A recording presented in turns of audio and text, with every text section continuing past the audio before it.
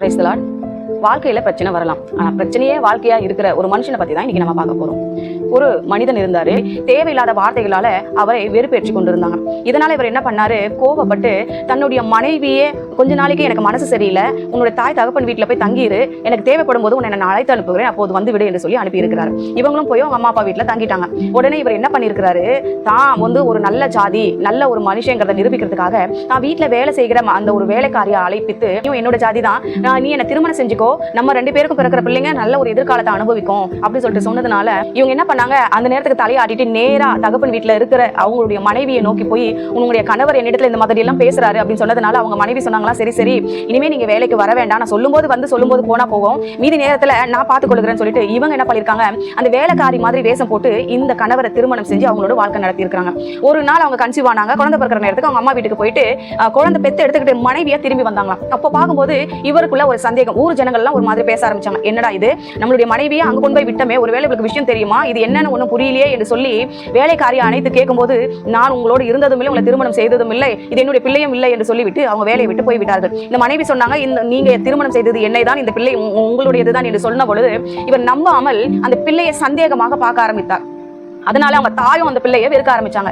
2 பேரும் சேர்ந்து அந்த பிள்ளையை வெறுத்தாங்க.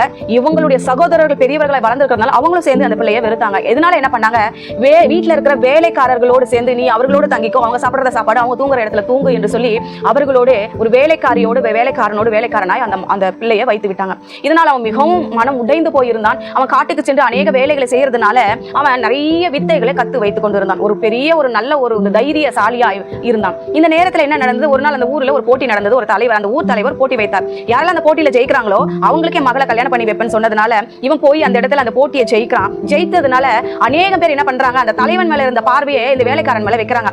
இன்னாருடைய மருமகன் இவன் அப்படி, இந்த பையன் அப்படின்னு சொன்னது போய் இந்த பையனுடைய மாமனார் தான் அவன் அப்படின்னு சொல்லிட்டு பேசுற அளவுக்கு ஆயிப்போச்சு. இதனால அவங்களுடைய மாமனார் அவங்க மனைவி அவங்க கிட்ட இருந்து பிரிச்சு எடுத்துட்டு இவங்களையும் அவங்க துரத்தி விட்டுட்டாங்க.